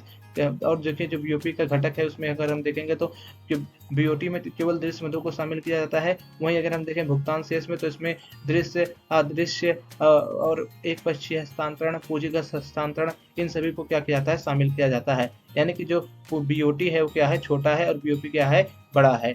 यह पूंजीगत प्रवृत्ति के किसी मद को रिकॉर्ड नहीं करता है। यानी कि इसमें पूंजीगत जो ट्रांसफर होते हैं उसको नहीं रिकॉर्ड किया जाता है, लेकिन जो बीओपी होता है यानी कि भुगतान शेष होता है, पूंजीगत प्रवृत्ति के सभी शब्दों को क्या करता है, रिकॉर्ड करता है। यह एक संकुचित अवधारणा है क्योंकि यह बीओपी खाते का एक भाग है। यानी कि यह एक क्या है, छोटी अवधारणा है। क्यों? क्योंकि यह बीओपी खाते का ही क्या है, भाग है। आप देखेंगे जो बीओपी है वो खुद क्या है, बीओटी जो माफ करिएगा, आप देखेंगे जो बीओटी है वो क्या है, खुद ही बीओपी का एक अंग है। लेकिन जो बीओपी आप देखेंगे तो क्या है, यह एक विस्तृत अवधारणा है क्योंकि यह बीओटी को सम्मिलित करता है। लेकिन जो बीओपी है क्या है, वो बीओटी से बड़ा है। क्यों? क्योंकि ये बीओटी को स्वयं में ही क्या करता है, सम्मिलित करता है। देखिए दोस्तों, नकारात्मक बीओटी सकारात्मक बीओपी से पूरा किया जा सकता है। यानी कि अगर नकारात्मक बीओपी हो, बीओपी का मान नकारात्मक में आ रहा हो, तो उसे हम सकारात्मक बीओपी से पूरा कर सकते हैं। लेकिन नकारात्मक बीओपी सकारात्मक बीओटी से पूरा नहीं किया जा सकता है। लेकिन वहीं अगर मान लीजिए बीओपी ही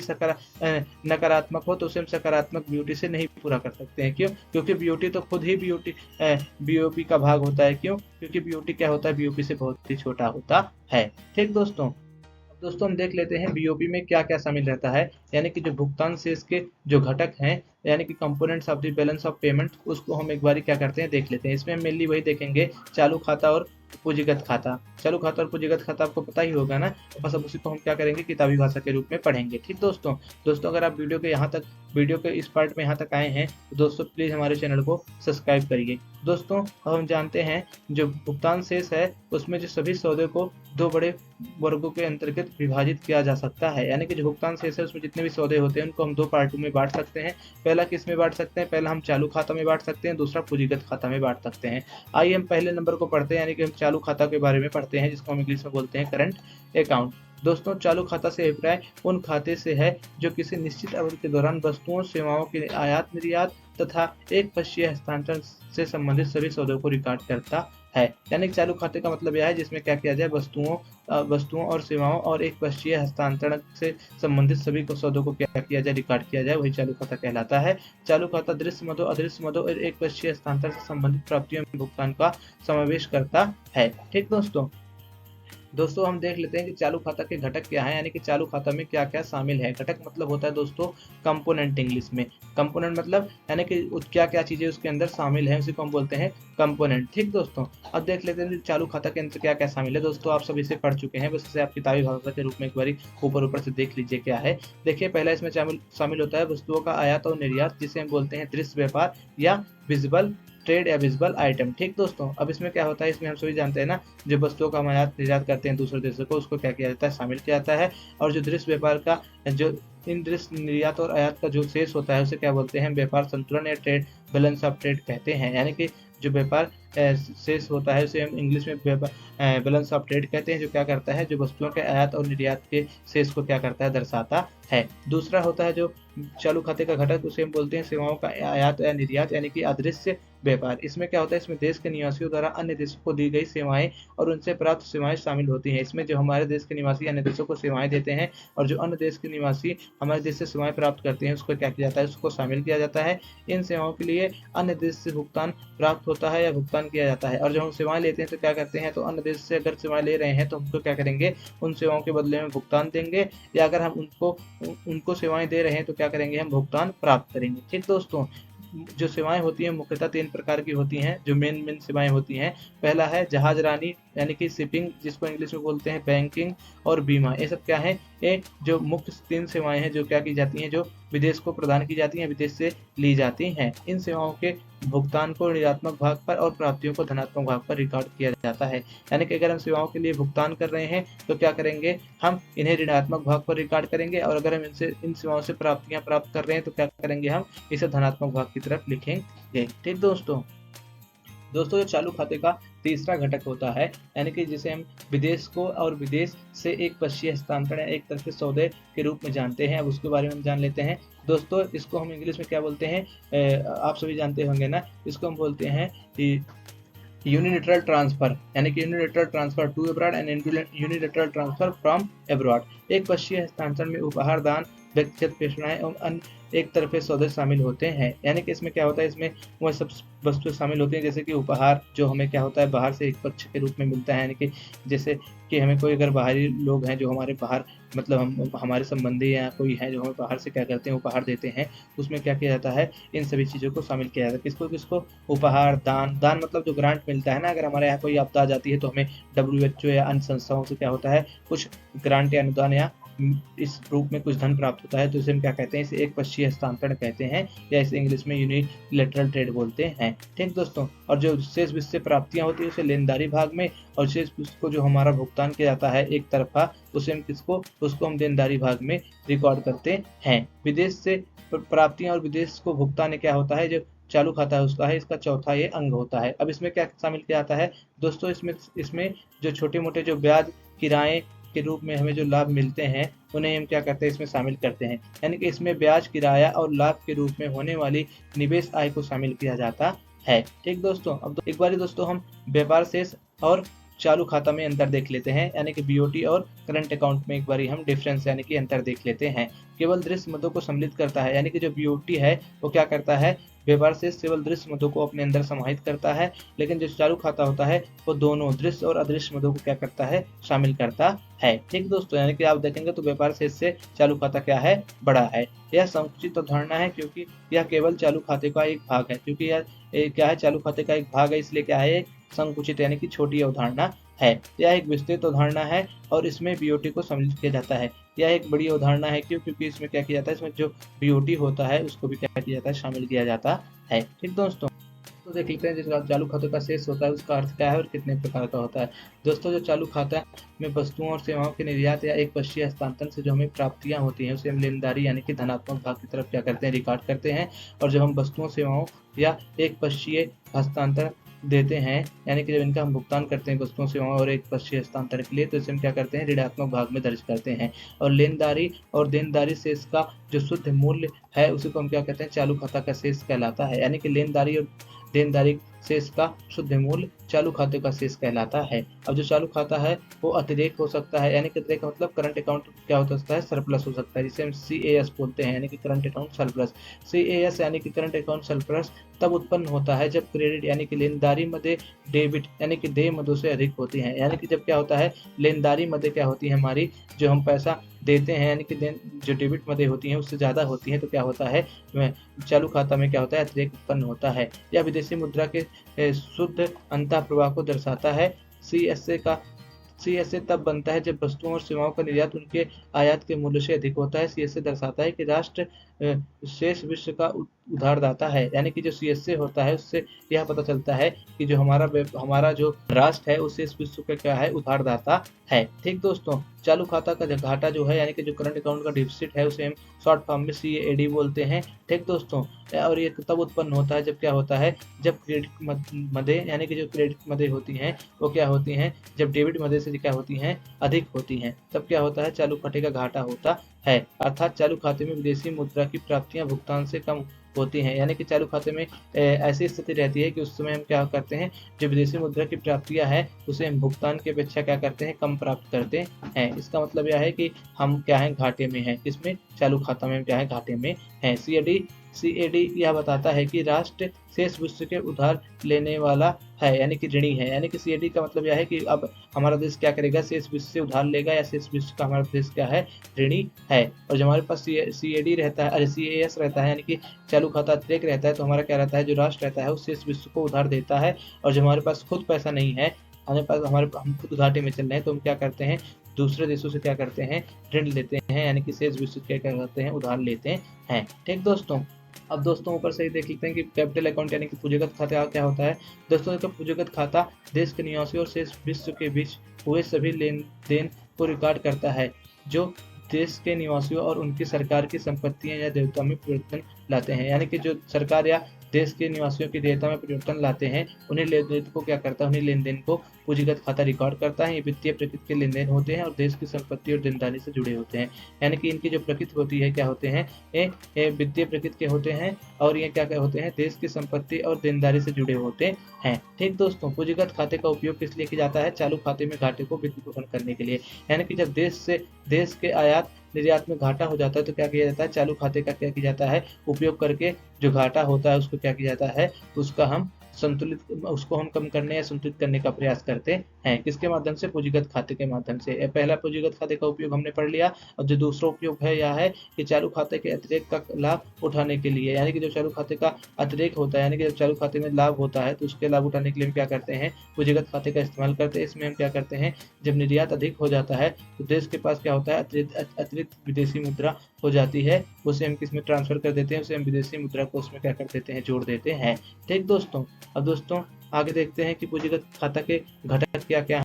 तो जैसे कि आप सभी जानते हैं ना, पूंजीगत खाता में पहले आता है कि विदेश को उधार या विदेश से उधार, यानी कि जब हम देश से उधार लेते हैं या दूसरे देश से उधार हम क्या करते हैं, जब लेते हैं या दूसरे देश को हम उधार देते हैं तो उसको क्या करते हैं, पूंजीगत खाते में रिकॉर्ड करते हैं। और जब हम दूसरे देश से क्या करते हैं, उधार लेते हैं तो उसको क्या करते हैं, उसे हम धनात्मक साइड यानी कि लेन देन विभाग में रिकॉर्ड करते हैं। और जब हम दूसरे देश को उधार क्या करते हैं, देते हैं, यानी कि हम जब उनका पुनर्भुगतान करते हैं तो उसको क्या करते हैं, हम देनदारी भाग में यानी कि देनदारी भाग जो होता है उसमें क्या करते हैं, दर्ज करते हैं। यानी कि अगर हम उधार लेंगे तो क्या करेंगे, उसको हम लेनदेरी भाग यानी कि जो धनात्मक साइड होता है उसमें रिकॉर्ड करेंगे, और जब हम उधार क्या करेंगे देंगे, उस उधार का पुनर्भुगतान करेंगे तो उसे हम ऋणात्मक साइड यानी कि जो घटा वाला साइड होता है उसमें क्या करेंगे रिकॉर्ड करेंगे। विदेश में और विदेश से विदेशी निवेश यानी कि विदेश से जो हमें निवेश प्राप्त होता है उसको हम क्या करते हैं, उसको हम पूंजीगत खाते के घटक के रूप में जानते हैं। इसमें क्या होता है, हम विदेश से निवेश प्राप्त करते हैं या विदेश को क्या करते हैं, निवेश देते हैं। अगर विदेश से निवेश प्राप्त करते हैं तो उसे हम धनात्मक साइड में यानी कि लेनदेरी वाले भाग में क्या करते हैं, रिकॉर्ड करते हैं। और अगर हम विदेश में अगर हम निवेश करते हैं तो अगर हम विदेश में निवेश कर रहे हैं तो क्या करेंगे, हम उसे ऋणात्मक यानी कि देनदारी वाले भाग में क्या करेंगे, रिकॉर्ड करेंगे, क्योंकि यह विदेशी मुद्रा को देश से बाहर ले जाता है। यानी कि जब हमारा देश से विदेशी मुद्रा बाहर जा रही है, इसलिए क्या करेंगे, हम जब बाहरी देश में निवेश करेंगे तो उसको हम जो ऋणात्मक साइड है बीओपी का यानी कि भुगतान से इसका जो ऋणात्मक साइड है जिसको हम देनदारी भाग के रूप में जानते हैं उस तरफ क्या करते हैं, रिकॉर्ड करते हैं। ठीक दोस्तों, विदेश में और विदेश से निवेश दो प्रकार के निवेश शामिल करता है। यानी कि विदेश में और विदेश से निवेश में दो प्रकार के निवेश होते हैं। यानी कि निवेश दो प्रकार के होते हैं। पहला विदेशी प्रत्यक्ष निवेश, इसको हम एफडीआई बोलते हैं यानी कि फॉरेन डायरेक्ट इन्वेस्टमेंट। इसका अर्थ है कि ऐसी संपत्ति का क्रय जो क्रेता को उस संपत्ति पर प्रत्यक्ष नियंत्रण देती हो। यानी कि जब हम ऐसी संपत्ति का क्रय करते हैं, ऐसी संपत्ति को खरीदते हैं जिसपे हमारा क्या होता है, प्रत्यक्ष नियंत्रण होता है, तो उसे हम क्या बोलते हैं, एफडीआई बोलते हैं। जैसे कि अगर मान लीजिए हमने जमीन खरीद लिया या कोई इमारत हमने खरीद ली तो उस पर क्या होगा, उस पर हमारा प्रत्यक्ष यानी कि डायरेक्ट क्या होगा, नियंत्रण होगा। तो इसे हम क्या बोलेंगे, इसे हम बोलेंगे विदेशी प्रत्यक्ष निवेश। यानी कि जब हमारा जब नियंत्रण प्रत्यक्ष है तो हम उसे क्या बोलेंगे, उस प्रकार के निवेश को हम विदेशी प्रत्यक्ष निवेश बोलेंगे। और पोर्टफोलियो निवेश का मतलब यह होता है, इसका अर्थ है कि ऐसी संपत्ति का क्रय जो क्रेता को संपत्ति पर अप्रत्यक्ष नियंत्रण दे। उदाहरण के लिए शेयरों का क्रय। यानी कि अगर मान लीजिए हम क्या करेंगे, किसी कंपनी के विदेशी कंपनी के शेयर को हम क्या करते हैं, खरीद लेते हैं, तो इससे क्या होता है, उस कंपनी पे हमारा क्या होता है, अप्रत्यक्ष नियंत्रण होता है। तो इस अप्रत्यक्ष नियंत्रण को क्या कहते हैं हम,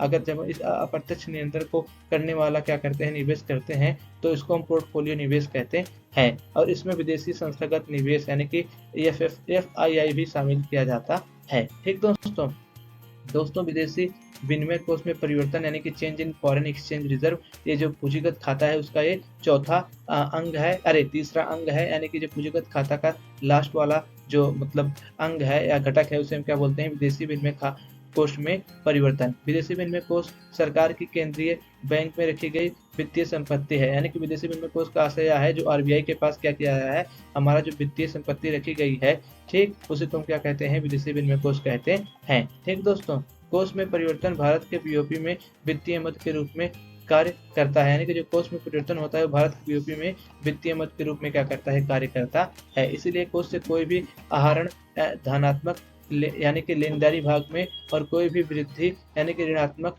देनदारी भाग में रिकॉर्ड किया जाता है। यानी कि अगर हम विदेशी विनिमय से कोष को निकालेंगे तो उसे हम क्या करेंगे, हम धनात्मक साइड में यानी कि लेनदारी वाले भाग में रिकॉर्ड करेंगे। अगर हम उसमें से क्या करते हैं, कोई भी वृद्धि करते हैं तो उसे क्या करते हैं, यानी कि अगर हम उसमें से विदेशी विनिमय कोष में अगर हम कोई रुपया क्या करते हैं, बढ़ाते हैं, वृद्धि मतलब उसमें क्या करते हैं, जोड़ते हैं, तो उसको हम क्या करेंगे, ऋणात्मक भाग यानी कि देनदारी भाग में क्या करेंगे, रिकॉर्ड करेंगे। ध्यान दें, कोष में परिवर्तन बीओपी खाते के रिकॉर्ड ध्यान दें कोष में परिवर्तन बीओपी खाते में रिकॉर्ड होते हैं, ना कि कोष में। यानी कि ये सब क्या होता है, जो कोष में परिवर्तन होता है उसे बीओपी खाते में रिकॉर्ड होता है, वो कोष में नहीं रिकॉर्ड किया जाता है। ठीक दोस्तों, यानी कि सिर्फ मतलब ऐसे ही रिकॉर्ड किया जाता है, वास्तविक लेन देन कोई नहीं होता है, सिर्फ ऐसे चढ़ा दिया जाता है, वास्तव में ऐसा कोई परिवर्तन नहीं होता है। और जो पूंजीगत खाते के जो शेष हैं उसको हम देख लेते हैं, यानी कि बैलेंस ऑफ करंट अकाउंट, हम कैपिटल अकाउंट उसको हम जान लेते हैं कि बैलेंस ऑफ कैपिटल अकाउंट क्या होता है। विदेशी विनिमय को देश में लाने वाले सौदे जैसे विदेश से ऋण या शेयरों की बिक्री धनात्मक लेनदारी और विदेशी भेजे जाने वाले सौदों जैसे कि ऋण का पुनर्भुगतान या शेयरों की खरीद ऋणात्मक यानी कि देनदारी भाग में रिकॉर्ड होते हैं। लेनदारी और देनदारी का शुद्ध अंतर ही पूंजीगत खाता शेष कहलाता है। यानी कि पूंजीगत खाता शेष का मतलब यह है जो विदेशी मतलब हम जितने भी वस्तुओं का क्या करते हैं, आयात यानी कि जो पूंजीगत खाता है उसका अर्थ यह है कि जो लेनदारी और जो देनदारी का शुद्ध अंतर है पूंजीगत खाते में, उसे तुम क्या बोलते हैं, पूंजीगत खाते का शेष बोलते हैं। ठीक दोस्तों, पूंजीगत खाते में अतिरेक तब होता है जब लेनदारी मदे देनदारी मदों से अधिक होती है, यानी कि जब लेनदारी मदे देनदारी मदों से अधिक होती है तो पूंजीगत खाते में अतिरेक होता है। यह पूंजी के शुद्ध अंतर प्रवाह को दर्शाता है। ठीक दोस्तों, पूंजीगत खाते में घाटा तब होता है जब देनदारी मदे लेनदारी मदों से अधिक होती हैं। यह पूंजीगत खाता के शुद्ध बाह्य प्रवाह को दर्शाता है, यानी कि पूंजीगत खाते में मतलब घाटा कब होता है, जब क्या होता है, जब हमारी जो देनदारी मदें होती हैं लेनदारी मदों से क्या होती हैं, अधिक होती हैं। इससे क्या पता चलता है, जो पूंजी के शुद्ध प्रवाह का हमें क्या होता है, इससे पता चलता है। ठीक दोस्तों, चालू खाते का शेष और पूंजी खाते का शेष में अंतर, यानी कि जो चालू खाते का शेष और जो पूंजी खाते का शेष है उसमें क्या अंतर है, इसी को हम जान लेते हैं। दोस्तों देखिए, जो चालू खाते का शेष और जो पूंजी खाते का शेष है, इसमें आपस में अंतर संबंध होते हैं, यानी कि जो चालू खाते में घाटे को पूंजी खाते के अतिरेक से पूरा किया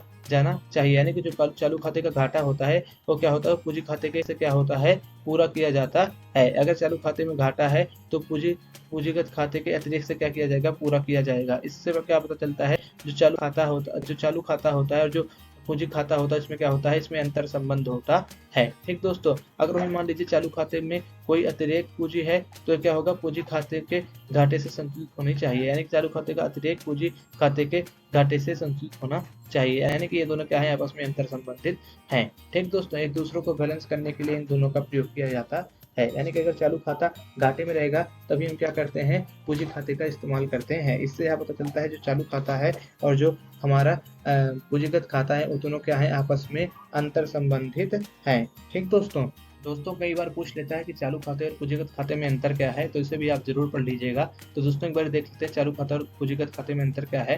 जैसे जो चालू खाता होता है वो क्या होता है, चालू खाता में वो सौदे रिकॉर्ड किए जाते हैं जो देश के वर्तमान आय के स्तर में क्या करते हैं, परिवर्तन लाते हैं। वही पूंजीगत सौदे देश के पूंजीगत स्टॉक में परिवर्तन लाते हैं। यह प्रवाह अवधारणा है क्योंकि यह सभी प्रवाह प्रवृत्तियों की मदों को सम्मिलित करता है, यानी कि जो चालू खाता है क्या है, एक फ्लो कॉन्सेप्ट है। ठीक दोस्तों, फ्लो कॉन्सेप्ट और स्टॉक कॉन्सेप्ट आप तो जानते होंगे ना, फ्लो और स्टॉक कॉन्सेप्ट में क्या अंतर है, अगर आपको पता है तो आप कमेंट बॉक्स में जरूर लिखिए।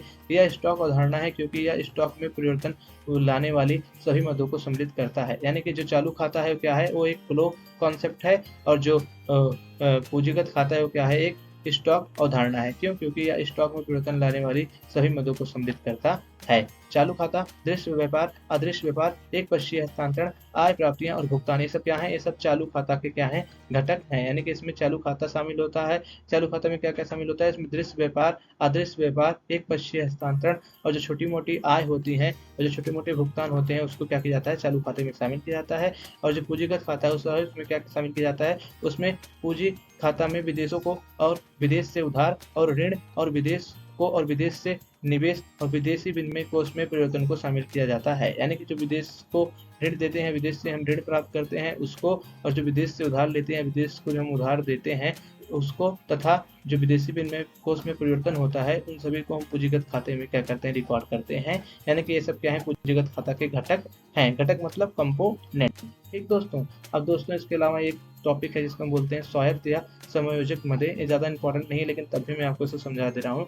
इसको अंग्रेजी में बोलते हैं अनोमस और एकोमोडेटिंग आइटम। ठीक दोस्तों, अब देखिए दोस्तों जो भुगतान संतुलन खाता होता है यानी कि बीओपी, इसमें जितने भी क्या होते हैं, रिकॉर्ड किए जाते हैं सौदे, उनको हम दो प्रकार के सौदों में बांट सकते हैं। पहला स्वायत्त मदे और दूसरा समायोजक मदे। अब देखिए दोस्तों, इस स्वायत्त मदे और समायोजक मदे क्या होते हैं, इसके बारे में हम थोड़ा विस्तार से जान लेते हैं। देखिए दोस्तों, जो स्वायत्त मदे होती हैं जिसे हम स्वप्रेरित मदे बोलते हैं, जिसको इंग्लिश में ऑटोनोमस आइटम्स बोला जाता है, यानी कि स्वायत्त मदों से अभिप्राय अंतरराष्ट्रीय आर्थिक सौदों से है। जो अंतरराष्ट्रीय स्तर पर हमारे आर्थिक सौदे होते हैं उससे ही अभिप्राय क्या है, स्वायत्त सौदों से है, यानी कि स्वायत्त सौदों से अभिप्राय अंतरराष्ट्रीय आर्थिक सौदों से है जो किसी आर्थिक उद्देश्य जैसे लाभ अधिकतम करने के लिए किए जाते हैं। यानी कि जो अंतरराष्ट्रीय सौदे होते हैं जिसमें यह देखकर व्यापार किया जाता है या यह देखकर क्या किया जाता है, सौदा किया जाता है कि लाभ हमें अधिकतम होगा, इसको क्या कहते हैं, हम स्वायत्त मदे कहते हैं। और स्वायत्त मदे, इन्हें हम रेखा से ऊपर की मदे भी कहते हैं। और जो समायोजक मदे होती हैं यानी कि जो अकोमोडेटिंग आइटम्स होती हैं, वह सौदे होते हैं जो स्वायत्त सौदों के अतिरिक्त या घाटे को संतुलित करने के लिए किए जाते हैं। यानी कि जब स्वायत्त सौदों से यानी कि स्वायत्त मदों से जब हमारे मतलब घाटा या अतिरेक उत्पन्न होता है तो उसी को क्या करते हैं, उसी को हम संतुलित करने के लिए हम समायोजक मदों का इस्तेमाल करते हैं। इन्हें रेखा के नीचे की मदे भी कहते हैं।